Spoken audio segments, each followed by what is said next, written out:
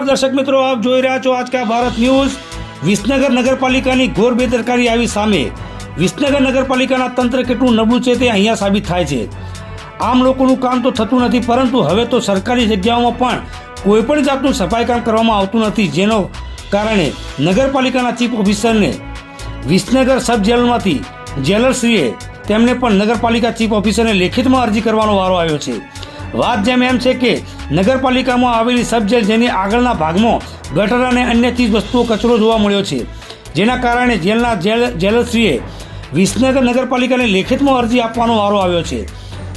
જેલરશ્રીએ લેખિતમાં જણાવ્યું છે કે વિસનગર તાલુકાના સબ જેલ ખાતે બંદીવાન આરોપીઓની આરોગ્ય બાબતે કાળજી રાખવી ખૂબ જ જરૂરી છે, તેમજ મચ્છરોનું પ્રમાણ ખૂબ વધારે હોવાથી જેલની અંદર દવાનો છંટકાવ કરવો, જેલની અંદર બાથરૂમના ભાગે ગટરનું પાણીનો નિકાલ પણ ન થતો ન હોવાથી તેમને સ્વચ્છતા બાબતે વારંવાર રજૂઆત કરવા છતાં પણ સફાઈ સમયસર થતી ન હોવાથી આપ સાહેબશ્રીને અમારી રજૂઆત ધ્યાનમાં લેવા વિનંતી।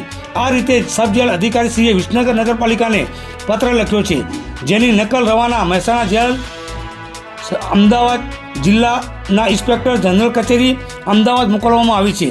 જો સરકારની કચેરીનું નગરપાલિકાના સંભાળતું હોય તો આમ આદમીનો તો શું સાંભળવાની। હવે જોવું રહ્યું કે શું વિસનગર નગરપાલિકા તાત્કાલિક ધોરણે આના ઉપર પગલાં લેશે કે કેમ, તે હવે જોવું રહ્યું। રિપોર્ટર સમીર દિવાન, આજકા ભારત ન્યૂઝ, વિસનગર।